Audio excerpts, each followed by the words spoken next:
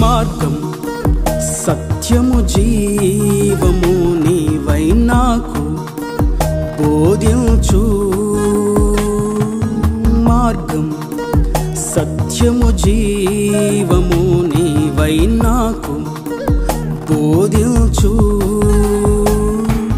నా వేదనలో నా వెళ్తుండి ఉపదేశమే నాకు వరముగా ఇచ్చి ఆరాధన స్తుతి ఆరాధన నా స్వర కల్పన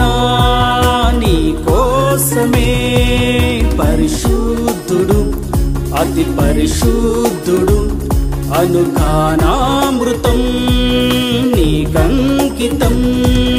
మార్గం సత్యము జీవము నీవై